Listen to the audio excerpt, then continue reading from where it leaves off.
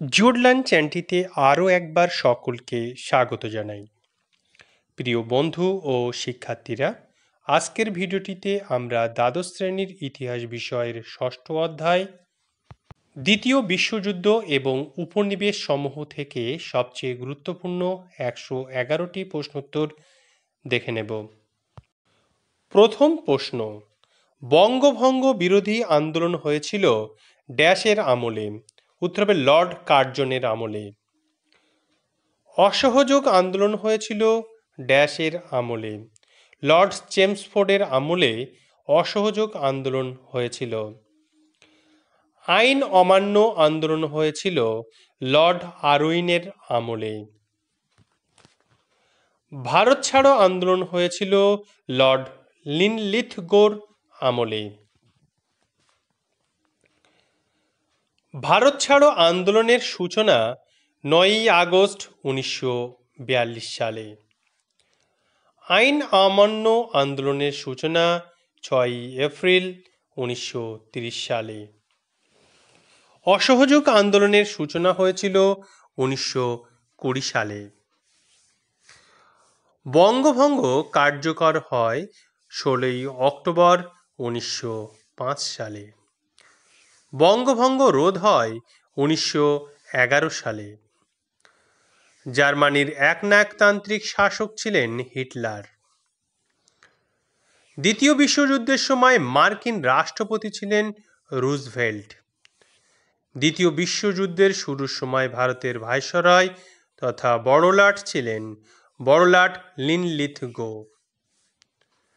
কংগ্রেসের কোন অধিবেশনে পূর্ণ স্বাধীনতার প্রস্তাব গ্রহণ করা হয়? উত্তর হবে রামগড় অধিবেশনে। লিনলিথগো প্রস্তাব ঘোষিত হয় 1940 খ্রিস্টাব্দের 8ই আগস্ট। কংগ্রেসের ওয়ার্কিং কমিটি লিনলিথগোর আগস্ট প্রস্তাব প্রত্যাখ্যান করেন ওয়ার্ধা অধিবেশনে।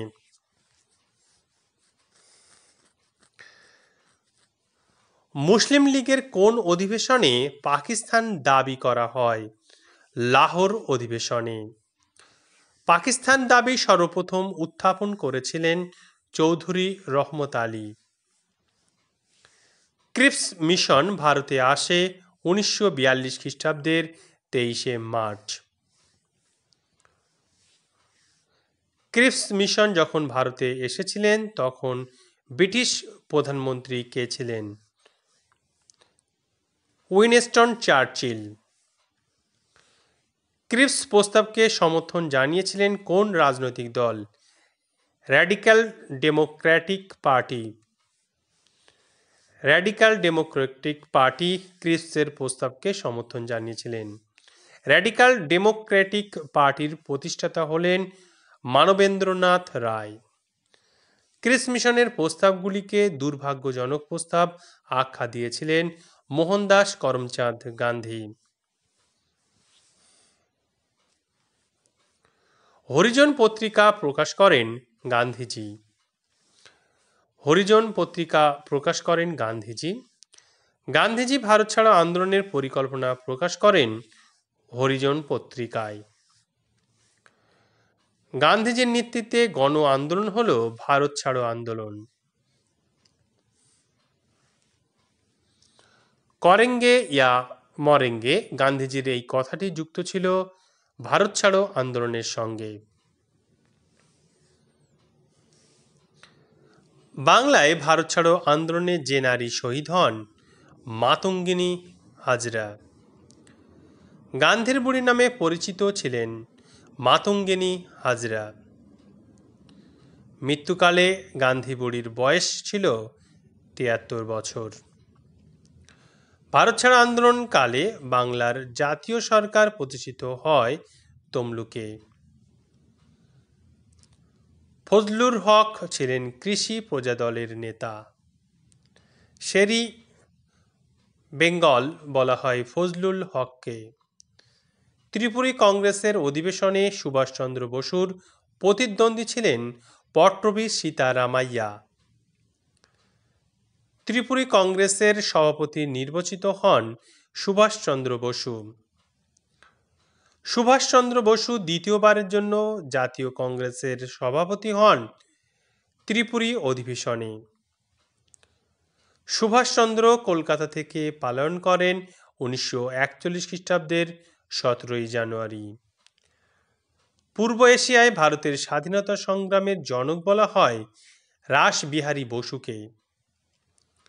ইন্ডিয়ার ইন্ডিপেন্ডেন্স লীগের সভাপতি ছিলেন রাসবিহারী বসু। আজাদ হিন্দ ফৌজ কবে গড়ে উঠেছিল? 1942 খ্রিস্টাব্দের 1 সেপ্টেম্বর। আজাদ হিন্দ সরকার প্রতিষ্ঠিত হয়েছিল কোথায়?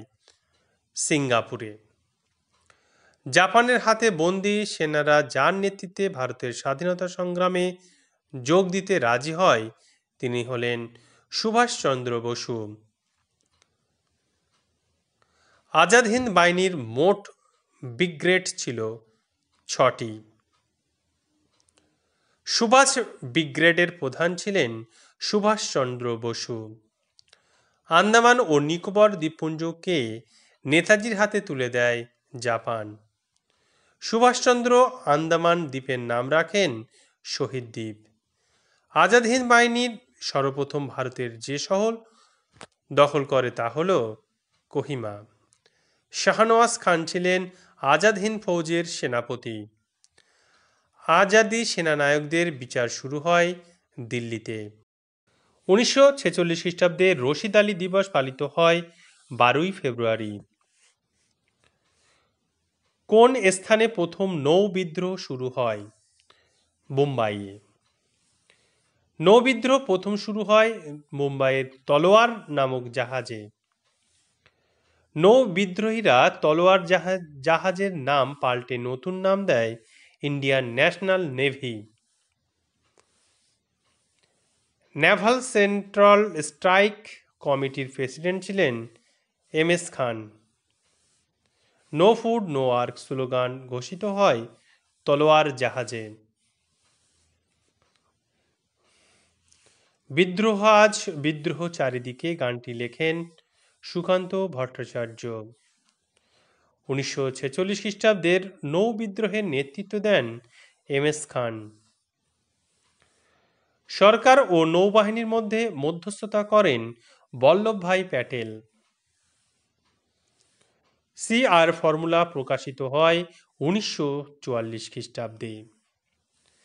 রাজাজি ফর্মুলা তৈরি করেন চক্রবর্তী রাজা গোপালাচারী। মন্ত্রী মিশনের প্রধান নেতা ছিলেন প্যাথিক লরেন্স। কোন ভাইসরয়ের আমলে মন্ত্রী মিশন ভারতে আসে? Lord Wavell. ক্যাবিনেট মিশনের সদস্য ছিলেন না লর্ড ওয়াভেল। প্রত্যক্ষ সংগ্রাম দিবসের ডাক দেয় মুসলিম লীগ। মুসলিম লীগ ইংরেজ সরকারের বিরুদ্ধে প্রত্যক্ষ সংগ্রামের ডাক দেয় 1946 খ্রিস্টাব্দের 16 আগস্ট। ইন্ডিয়ান উইন্স ফ্রিডমের লেখক মৌলানা আবুল কালাম আজাদ। কার নেতৃত্বে ভারতে অন্তর্বর্তী সরকার গঠিত হয়? জওহরলাল নেহরুর নেতৃত্বে ভারতে অন্তর্বর্তী সরকার গঠিত হয়। গণপরিষদের প্রথম অধিবেশন বসে দিল্লিতে। গণপরিষদের অস্থায়ী সভাপতি ছিলেন সচ্চিদানন্দ সিনহা। গণপরিষদের প্রথম স্থায়ী সভাপতি ছিলেন ডক্টর রাজেন্দ্র প্রসাদ। ভারত বিভাগের পরিকল্পনা ঘোষণা করেন মাউন্ট ব্যাটেন।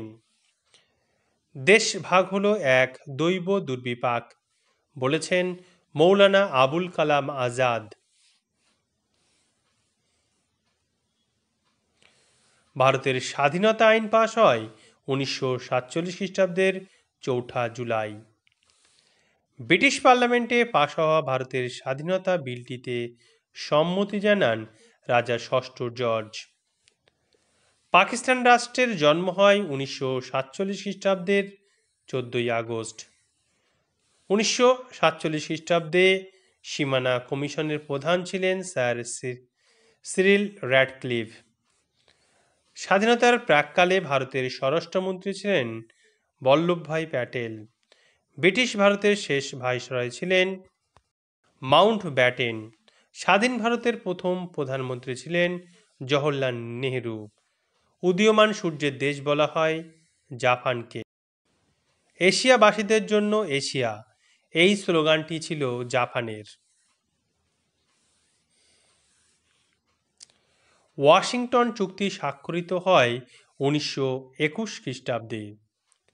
পূর্ব এশিয়ার নতুন বিধান ঘোষণা করেন জাপানের ফুমিমারো কোনোয়ে। হিদেকি তোজো রাষ্ট্রপ্রধান ছিলেন জাপানের। হিরোশিমায় আণবিক বোমা ফেলে আমেরিকা যুক্তরাষ্ট্র। পূর্বে চলো আন্দোলনের ডাক দিয়েছিলেন ভিয়েতনাম। পূর্ব ভারতীয় দ্বীপপুঞ্জের অপর নাম ইন্দোনেশিয়া। ইন্দোনেশিয়ায় উপনিবেশ স্থাপন করে কারা? ওলন্দাজরা। স্বাধীন ইন্দোনেশিয়ার জন্ম হয় 1949 খ্রিস্টাব্দে। সুকর্ণ কোন দেশের নেতা ছিলেন? ইন্দোনেশিয়ার নেতা ছিলেন। মিউনিক চুক্তি সম্পাদিত হয় 1938 খ্রিস্টাব্দে। করেঙ্গে ইয়া মরেঙ্গে ঘোষণা করেছিলেন গান্ধীজি। ড্যাশ ছিলেন আজাদ হিন্দ ফৌজের ঝাঁসির রানী বাহিনীর নেত্রী লক্ষ্মী স্বামীনাথন। ভারতীয় সংবিধানের খসড়া কমিটির সভাপতি ছিলেন ডক্টর আম্বেদকর। ড্যাশ খ্রিস্টাব্দে জাপান কোরিয়াকে নিজ সাম্রাজ্যভুক্ত করে 1911 খ্রিস্টাব্দে। 1941 খ্রিস্টাব্দে পার্ল হারবারের ঘটনার ফলে ড্যাশ ও মার্কিন যুক্তরাষ্ট্রের সম্পর্কের অবনতি হয়। জাপান মাঞ্চুরিয়া আক্রমণ করে 1931 খ্রিস্টাব্দে। জাপান মাঞ্চুরিয়া আক্রমণ করে 1931 খ্রিস্টাব্দে। লিন লিদগো প্রস্তাব বা আগস্ট প্রস্তাব কবে ঘোষিত হয়? 1940 খ্রিস্টাব্দের 8ই আগস্ট। খুদাই খিদমাতগর দলের প্রতিষ্ঠাতা খান আব্দুল গফফার খান। হিন্দুস্তান রেড আর্মি কে গঠন করেন? মদনলাল বাগড়ি। তাম্রলিপ্ত জাতীয় সরকারের সর্বাধিনায়ক কে ছিলেন? সতীশচন্দ্র সামন্ত। 1939 খ্রিস্টাব্দের 3রা মে ফরওয়ার্ড ব্লক নামে নতুন দল গঠন করেন কে? Subhash Chandra Basu. The Indian struggle গ্রন্থটির রচয়িতা কে? সুভাষচন্দ্র বসু। বোম্বাইয়ের তলোয়ার জাহাজে নৌ বিদ্রোহের সূচনা হয় 1946 খ্রিস্টাব্দের 18 ফেব্রুয়ারি। মুম্বাইয়ের তলোয়ার জাহাজের বিদ্রোহের সূচনা হয়েছিল 1946 খ্রিস্টাব্দের 18 ফেব্রুয়ারি। ক্যাবিনেট মিশন ভারতে আসে ভারতের স্বাধীনতা সংক্রান্ত বিষয় নিয়ে আলোচনার জন্য। ভারতের নৌ বিদ্রোহের সময় নৌ সেনাপতি ছিলেন জন হেনরি গডফ্রে।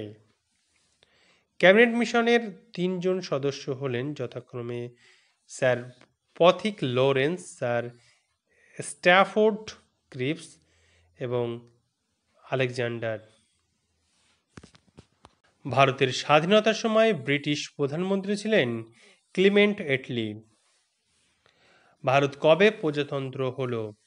1950 সালের 26শে জানুয়ারি।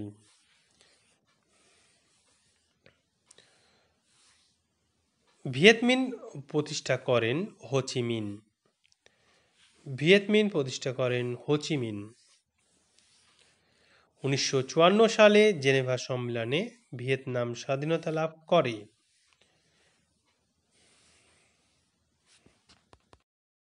প্রিয় বন্ধু ও শিক্ষার্থীরা, আমরা দ্বাদশ শ্রেণীর ইতিহাস বিষয়ের 6ষ্ঠ অধ্যায় থেকে 111টি গুরুত্বপূর্ণ প্রশ্ন এবং তার উত্তর দেখে নিলাম। এই ধরনের ভিডিওগুলি নিয়মিত পাওয়ার জন্য জিওড লার্ন চ্যানেলটি সাবস্ক্রাইব করে অবশ্যই বেল আইকনটিতে চাপ দিয়ে রাখতে হবে। ভিডিওটি ভালো লাগলে অবশ্যই লাইক এবং বন্ধুদের দেখার সুযোগ করে দেওয়ার জন্য শেয়ার করতে হবে। সঙ্গে থাকার জন্য অসংখ্য ধন্যবাদ।